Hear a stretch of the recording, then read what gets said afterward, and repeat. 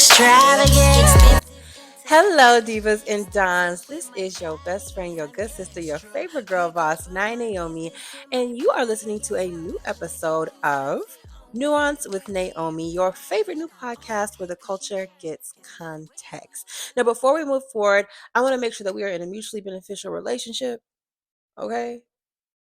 If you have not yet, click the subscribe button below. I will give you some time to go ahead and tap in. It is important that you do here and on all other DSPs. So Spotify, Nuance by Naomi, go ahead and follow. Down to the Apple, Nuance with Naomi, go ahead and subscribe. Go ahead and follow. Instagram, Nuance with Naomi, go ahead and subscribe. Go ahead and follow. I'm so excited. This is going to be so great. So I chose this name, Nuance with Naomi, because I feel like so often, and there's so many conversations, there's so many podcasts, there's so many platforms, but I think sometimes we're only scratching the surface of deep conversations, of heavy topics, of hot takes and all the things that come out. We're not even really unpacking or uncovering or discovering more. Like we're really just on the surface with it. And I want to take it above and beyond. And I'm really, really excited about that. So I thought there was no better way to start out this experience than talking about the most recent hot topics and hot takes that have been unleashed on us. But before I get to the Shannon Sharpe of it all, before I get to the Kelley Steel of it all, I want to talk about my new single. A lot of you guys know that I'm an artist. A lot of you guys know that before I was even in the music space or the entertainment space, writing songs and doing things like that, I have a long history as a poet, long rewarding history as a poet, might I add. And there's still some things that I want to do in the poetry space. I still have not taken on Woman of the World, and that's something that I really want to try to go for. If you are in the poetry community or you do slam, you know what Woman of the World is. That is like some big dog shit. But there are still some things I want to do in that space, but being in the music space is such a beautiful thing. And I have a single that I released recently, a few months ago, actually. I think it was March 13th. Yeah, it's April 26th. So we're a few weeks into post-release. It's been great. It's called I Don't Trust You. Okay. I was having a text conversation with somebody and they were saying like, I love this song. Like, I don't know who hurt you, but fuck them. And I was like, wait a second now. It's not about who hurt me now. It's about what I learned after the situation. And it really wasn't even about me being hurt. It's about a bait and switch, right? Like you get into relationships or you're dating or you're figuring things out. You want to take a journey with somebody. You're getting to know them and you find out maybe this isn't the person for me. Maybe I really just don't like them. Maybe I'm not attracted to them. Maybe this isn't a person I should be spending more time with, the rest of my life with. Maybe we don't need to be intimate together. Maybe we just don't need to go there. And if you choose to, that's your choice. But if a person shows you who they are, learn that lesson. Take that up. Don't press it. Don't force the issue. Don't make it about something that's not. And in this particular case, like I really want to talk about like I'm not gonna say who the song is about, but I really want to talk about like the scenario where I was going into a friendship that was becoming a relationship, and as a friend, this man was a great man. I mean, he was a phenomenal man as a friend. And as we continue to spend more time together, there were just certain things I was picking up on that I didn't really like.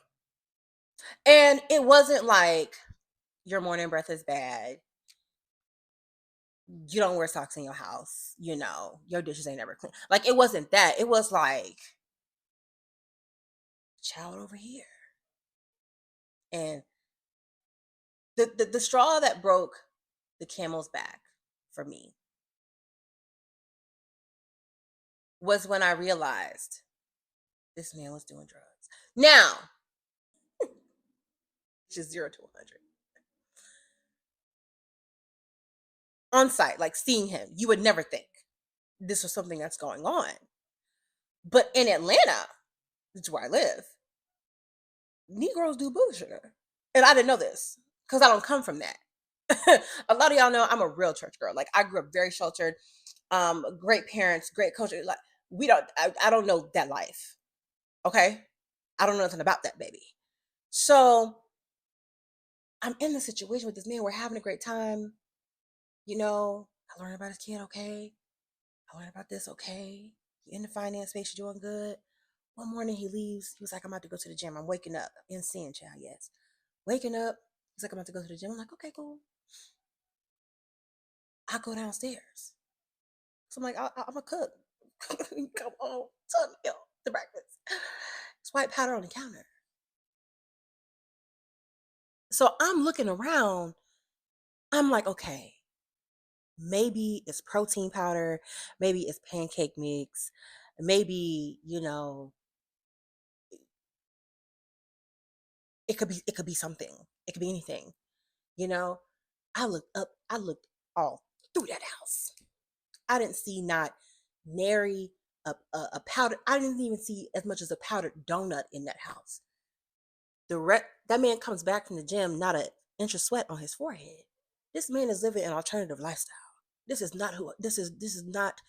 So now I think I probably was there that day for a couple hours after this because I had to see something. Now I gotta. I'm here for the plot. Now I gotta see how you live your life. So we're going throughout the day. I noticed he came home in a lick of sweat. Did you take a shower at the gym? I don't know. Come back in, no gym bag. Did you go to the gym? I don't know. So just in my mind, I'm like, okay, this man is doing coke. All right, all right, all right. He goes to the bathroom 3 or 4 times. This day that I found the white powder on the substance on the table, he goes to the bathroom. He coming out, turn the water on. He come out the bathroom, sits back down. Does this 3 or 4 times. When I tell y'all, this is the last time I saw that man. Last time I saw him. It goes from us being friends and having a great time as friends to us getting romantically involved to me finding out your vice. And that's the last time. And I do think more women need to be that way. It's no need for no extended conversation. We don't gotta figure nothing out. We don't gotta labor the point. We don't gotta the first time you see something is off, you pack your bag and you get the hell on. This is what I wish Kelley Steel would have done. Let's talk about it. So, Dear Wifey podcast released an episode with a beautiful couple. They're pastors. I've seen, I believe I've seen Kelley minister before, and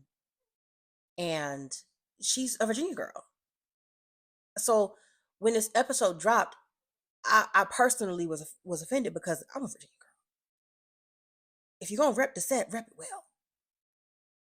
And what the hell was that? And I really did not know that their testimony was this heavy, but they spent the first 5 to 10 years of their relationship. I'm not talking about their marriage, their relationship in its fullness, in infidelity. The man was cheating the whole time. From the moment he met this lady until he got in trouble with the law, he was cheating on that lady. And she goes throughout the interview sharing how God kept her in this relationship for the purpose, for their purpose, whatever the purpose is, for their purpose. Love that, right? The type of person that just sees a clip and runs with the clip. I had to watch the whole thing in order to have an opinion on it. These are my notes. He didn't like her initially because they talk heavily about how she's not his type. He likes, like most lusty men, like the short, skinny, racially ambiguous woman with big boobs. Okay, she don't look like that. She look like me, and I may be light skinned. That's what people say. I may be lighter skinned, but I'm a Negro. Thank you. So he didn't really like her. He was not really attracted to her. He cheated on her for a majority of the beginning of their relationship. He was not consistent. I'm pretty sure there might be side children in the mix. Um, he dogged her out and had a track record for dogging her out. Now, she knew this and still went into the relationship.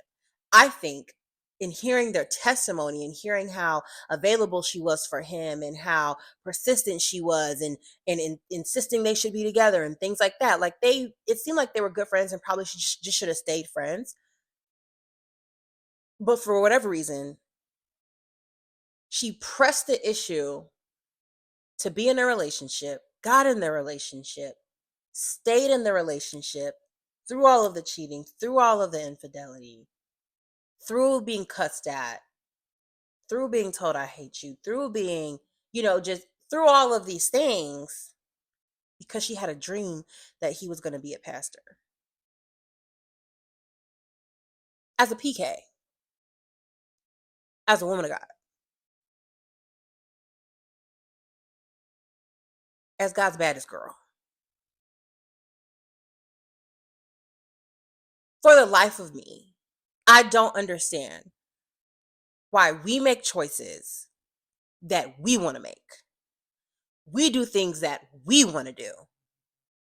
We go out of our way to make sure that we have what we want in our life, and then we sprinkle God on it and then try to preach it and teach it to you, the viewers, the listeners, the people who are consuming this information. I really would have been okay if she would have been like, you know what? I just wanted this man. I wanted this man and I worked to get him and now I got him. But to go as far as to say that, in a way, right? Because this is what people can pick up sometimes when we're talking like this.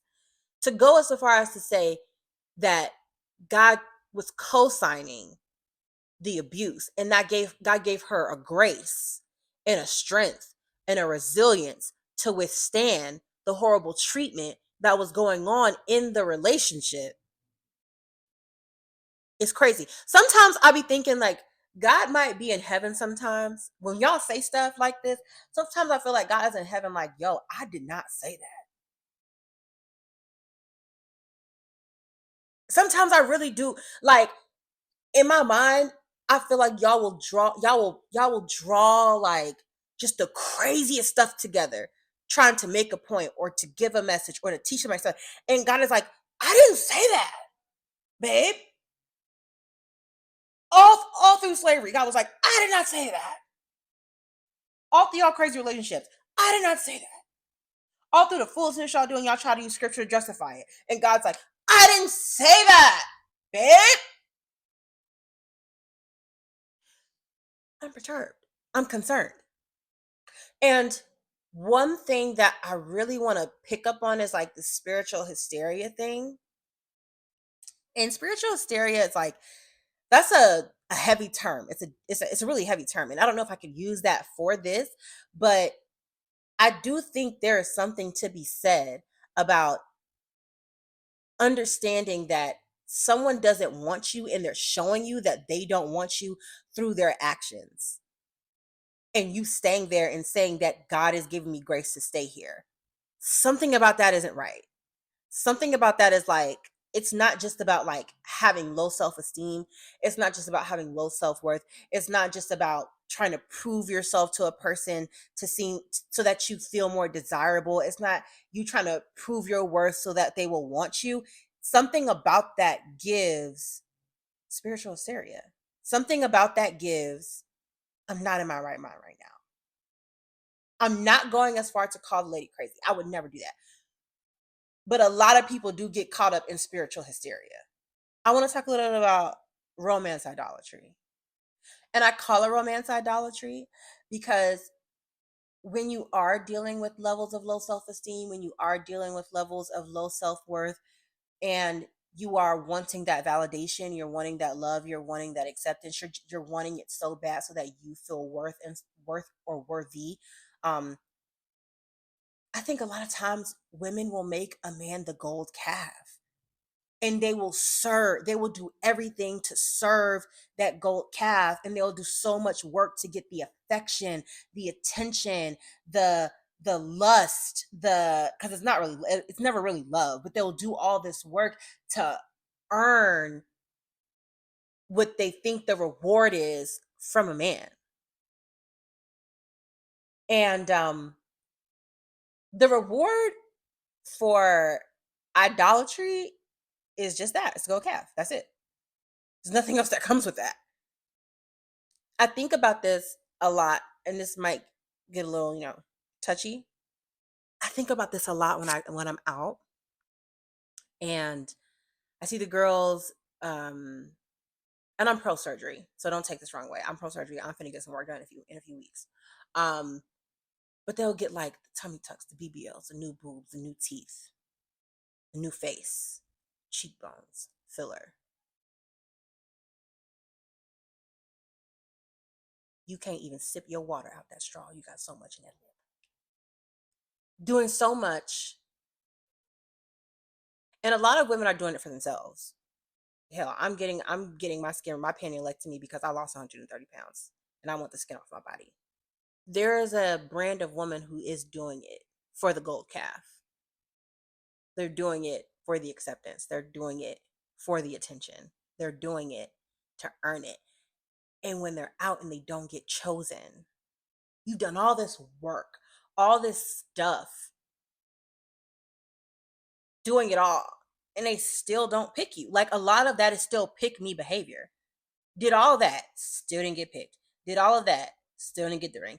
Did all of that, still didn't get the attention. Did all of that, it didn't work. And in the Christian space, women do this a lot. Do all of that changing, do all of that serving, trying to good wife your way into a relationship, trying to be the biggest freak, the best clean, the best homemaker, the best this, the best that, trying to do all of this. And when you don't get picked or don't get chosen, or you get chosen and then get mistreated, you're confused. You're idolizing the relationship. You're idolizing. And instead of wanting a relationship, wanting love, wanting affection, that is a natural desire. That's a natural, healthy human desire. But when it gets to the point where you're doing everything in your power to become good enough to get into a relationship or to get with the person, when you're dating from a deficit, or when you're in pursuit from a deficit, you will always run into stuff like this. I'm gonna get off of this in a second.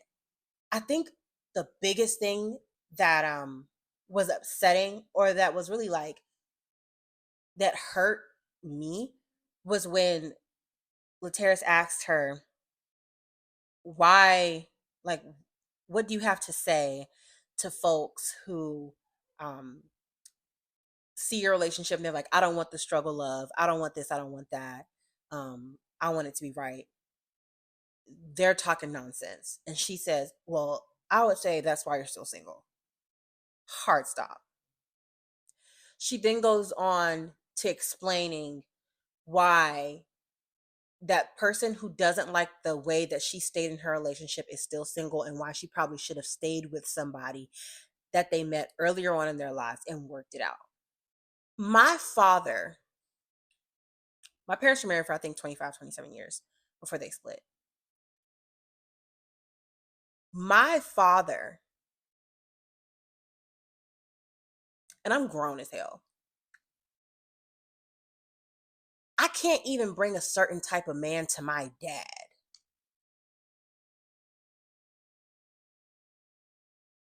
If a man if a man does something crazy to me, my dad is on his ass. You hear what I'm telling you? If a man If a man so much as raises his voice crazy at me, and I tell my father in his 50s, he will be on the first flight Delta American Frontier to Atlanta, Georgia. That man don't play about me. A man can't even call me out of my name and I stick around for it. The first time I got cheated on, I think the first time I got cheated on, I probably was like 20, 22, 23. And I found out through Instagram. Like the girl DM'd me on Instagram and told me. I told that man that I was dating, I said, I want my stuff at my apartment by 11:59 tonight. Like he was turning in an assignment for a test. He had my stuff at my apartment at 11. I think it was earlier than 11:45, but it was at my house by the time I said I needed it at my house. I don't play that. Because I'm a daughter of the king. Okay? Because I know myself. Because I know my worth. You can't bring anything you want to bring over here. You can't talk to me crazy. You can't be with me, then go out and do whatever you want to do and be with some other woman and cheat and have your fun and then think I'm not the let me let you know who you're talking to right now. What podcast you're listening to. This ain't the text message. This ain't the he know where home is podcast. This ain't the suffer in silence podcast. This ain't the you don't have to advocate for yourself. God will handle it. And God will handle it. But over here, you might catch these hands. You can't put your hands on me. You can't even say that you want to put your hands on me and think something is crazy is not going to happen. I'm about to get in a lawsuit right now because somebody that I was working with said that if I was a man, they want to put their hands on me. Oh, it's a hostile work environment now.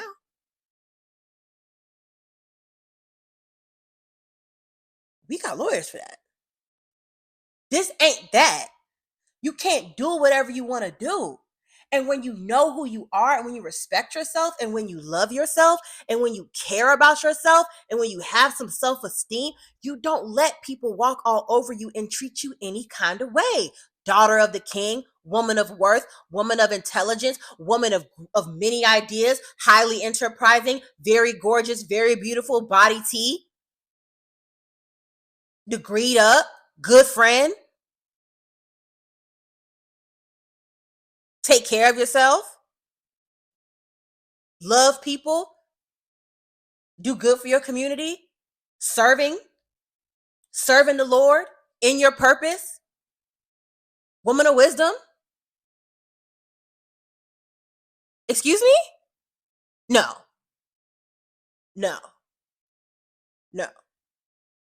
Make these niggas come to you correct. Like, and this is not, and you come correct too. You come correct too. When you're out and you set a standard, don't fall below your standard. Don't date below your standard. Don't get bored and just start doing stuff because you're bored. Because that comes back to bite you in the bum. I'm trying to tell you. All this going on dates for some free food and like dealing with him because he ugly, but he got XYZ. You don't like that nigga. You don't like him. You gotta, like, for real, you come correct too, sis. The brothers gotta come correct and the women gotta come correct. We both gotta come at each other correct. But what we're not gonna do is get on such a huge platform and tell women that the highs and lows, that cheating, that infidelity, that emotional abuse, damn near physical abuse, is somehow a part of the highs and lows of a relationship. No, you were just desperate and wanted to be in a relationship so bad. You did everything in your power to be in that relationship and you got it. And my fear is, do you know who you are without that man? A lot of y'all are single, not because of it. It has nothing to do with things that you think it has to do with. God is hiding a lot of y'all. Because if you got into a relationship right now, your entire life will become about that man. A lot of y'all are single because your entire life will become about that man if you get in a relationship. Your entire life will become about those kids if you have those kids right now. And God needs you to focus on you. God needs you to focus on your purpose. God needs you to get in line and get in place so that you could be powerful and effective in this world. And if he allows you to get under the covering of a man right now, you will never fulfill your purpose. You will never, because you got idolatry issues. So you need to heal. You need to work on those wounds. And you need to get in your bag and let that man come find you.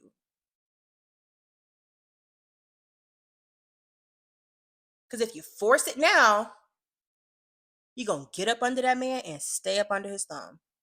And you're going to have them kids, and your whole identity, your identity is going to be wife and mom. Your identity is not even going to be in Christ no more. It's going to be wife and mom. I admire my mom so much because she has her own identity. I admire my aunt so much. Married women. They have their own identity. I love my dad so much because he made sure that I had my own identity. You can't come tell me who I am. I know. Okay. So we'll table that. We'll leave that where it is. Let's get into the big black baby gravy of it all, because I think that this lawsuit is really interesting. It was alleged that Shannon Sharpe was in a age gap dating relationship with a 19-year-old. You guys know, or a 19 through 21-year-old. You guys know that Shannon Sharpe is in his 50s, former NFL media mogul, phenomenal guy professionally, from what we know. And this headline comes out alleging essay, and on site broke my heart, because not another one, and not this one. God dang. Now I gotta unsubscribe from Club Shay Shay. I gotta unsubscribe quickly, and I did, because I don't play that. We get into the particulars, though, and we learned that they met at the gym when she was 19. The relationship carries on for the next 3 years, or next few years leading up until this year. We learned that she's an OnlyFans cam girl, so she does, some salacious content. Cheers to that. We learned that he was giving that girl $25,000 per cheek. We learned that this is not skin folk. This is a palm colored woman. That we learned that there's a lot of race play going on, Mandingo race play. We learned that there's a lot of BDSM going on. Freaked out. I am a supporter of the BDSM of it all. I am. But a big thing about kinks and BDSM and things like that is that people have safe words. If you're uncomfortable with something, you say the safe word. If you don't want to do something, you say the safe word. If something is going too far because it pushes past pleasurable pain or pleasurable acts, and now it's uncomfortable or painful, you use a safe word. You say stop. You put the red lights up. You just halt. You stop. You gather yourself. You figure it out, and then you proceed. And the alleged essay is over a backdoor situation, and it breaks my heart to know that a young woman was uncomfortable while expressing, maybe a kink or a fetish or whatever, and the no wasn't responded to properly or correctly. Very, very scary word. No means no, guys. No means no. Now, what I love about this entire situation is that it seems like the Black community is coming together to shame this type of age gap dating. Now, I'm known to be an age gap dater. I'm 26. I think the oldest guy that I've dated might have been 45. Now, I know what you guys are thinking. I know what a lot of you are going to say. And I'm okay with that. To each his own. 19 and 54, I'm not okay with. I'm just not. Something about that is nasty. That girl could have been his daughter, granddaughter. Feel me? So I think there's been so many people that have tried to give Shannon an out by saying, you need a woman your age. You need a woman your age. You need an auntie. You need somebody in her 40s. You need somebody close to your age. You need a Black woman. Stop messing with them little white girls. Stop doing it. And he, every interaction where someone has tried to tell him to mature, he has fought it. And I think the kinks aren't the problem, because everybody wants to do the kink shaming. The kinks aren't the problem. The BDSM ain't the problem. The race play is a problem.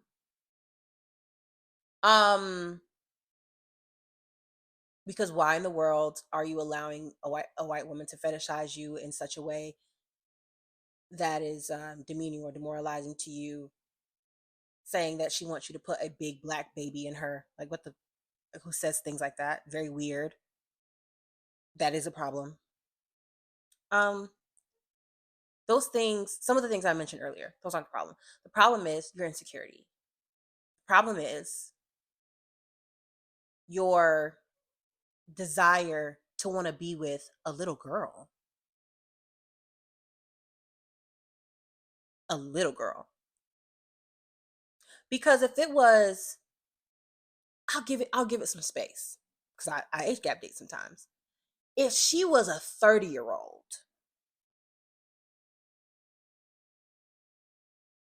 if she was 32, 35, 29,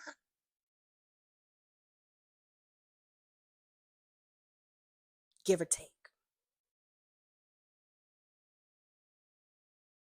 maybe it wouldn't have been as bad. The girl's 19. The girl might be 20 now, 2021 now. You're in your 50s. Diabolical work.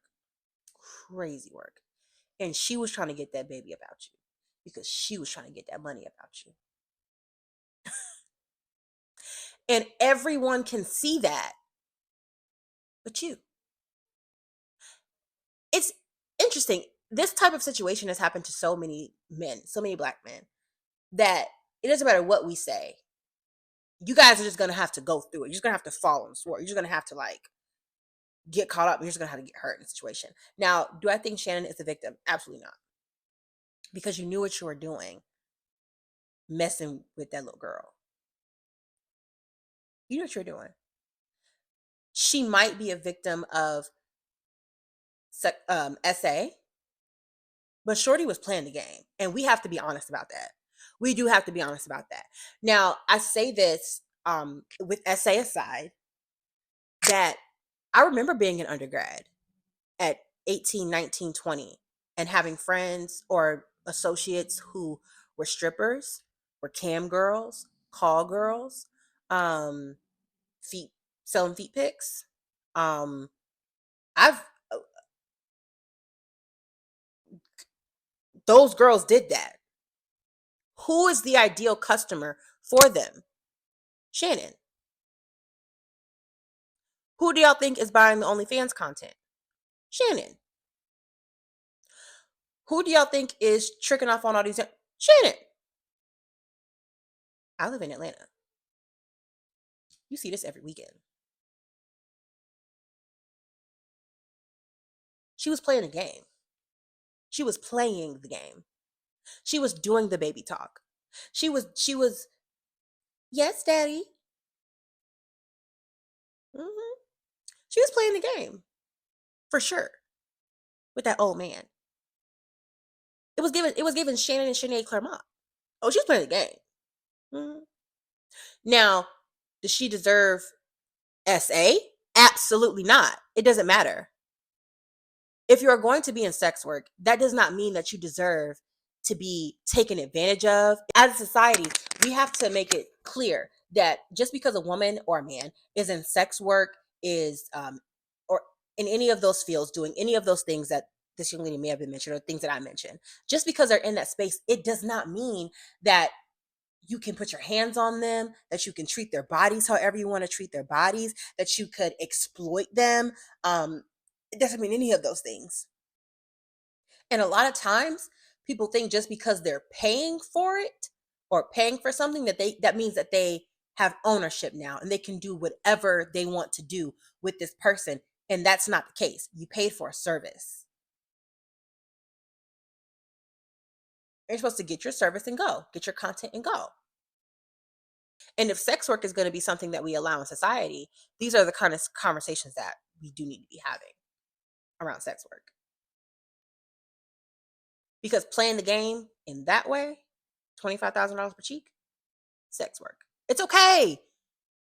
That's not a dig. We just got to be honest about what it is. About that trick. And a lot of dating culture right now, because I'm not even going to go as far as say as they were dating, but what I am going to say is, even if they were dating, this trick whole behavior, this sugar baby, sugar daddy type of relationship, this is a part of the issue in dating today. And it's all I hate sounding like somebody's auntie right now, but like that's all everybody is singing about, rapping about, talking about. Send me the cash app. My bitch is shaking ass with their hands out. Pay up. That's what the people are saying. So this is not surprising. Shannon's not a victim. She is a victim of SA specifically. I'm wanting to have a deeper conversation about how a girl like her ends up in a situation like that. How it doesn't always have to be OnlyFans first. Like as a young woman, there should be, I do believe this, and I'm not above reproach, I'm not above disagreement. As a young woman at a young age, I feel like sex work should be the last thing you go to. Like, shouldn't even really be an option, but if it's gonna be an option, let it be the last option. 19 years old, like it's almost like we didn't even like they're so bright, so brilliant, so beautiful, so so many things to do. Going straight to the OnlyFans is kind of like, I'm concerned about my generation. I am. So many things we could be doing before we go to OnlyFans. So many things we could be doing before we go there. But I do understand that it's easy, it's quick, and there's always going to be somebody buying. My prayer is that before it gets there, we consider other things that might be more fulfilling and more purpose oriented and purpose driven, so that our lives could be full instead of jumping into something like this. It's funny because being in that kind of situation where you're having relations with a partner, you're having relations with a man, and you are experimenting or trying new things, and then you let them know you're uncomfortable with something. It's why I wrote songs like I Don't Trust You. It's why it's like I don't trust you or shit you say. We can't even do this. I can't even put my body or my affinities, my affections in your hands because you're not listening when I'm talking to you. And now I gotta hit you with a SA suit because I said no and you didn't listen. And I didn't think that you were gonna be that type of person, but you are. A lot of women end up in situations like that. It's very easy to end up in a situation like that. Being in the throes of passion, and it just go left. So my heart goes out to all sexual assault, to all SA victims. My heart goes out to all SA victims.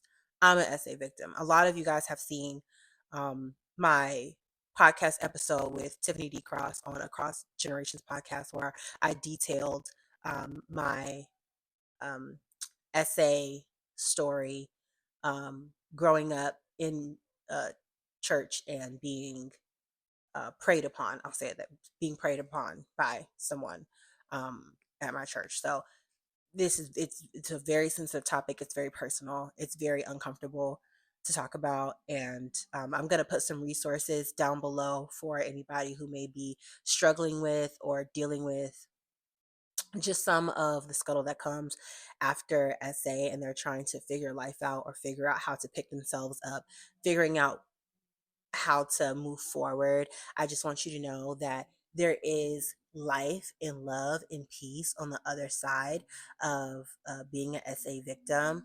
And the most important thing is that you go from SA victim to SA victor. Like, it does not always have to be your story that you were taken advantage of, you know? You can heal, you can rise, you can have healthy relationships, healthy romantic relationships, healthy sexual relationships. You can recover from all forms of SA. I'll say it that way. So yeah, guys, that is gonna be all for today's episode of Nuance with Naomi. I kind of like this over here. Oh, I can't wait for episode 2. If you have not, again, go ahead and click the subscribe button. Click like if you like this video. Drop a comment. Let me know what you think about some of my thoughts, some of my commentary. I think there's opportunity for us to go deeper, even about the things that I talked about today. I'm really, really excited to continue on this journey with you guys, and I hope to see you all, to hear you all, and to build community with you guys next time. Bye.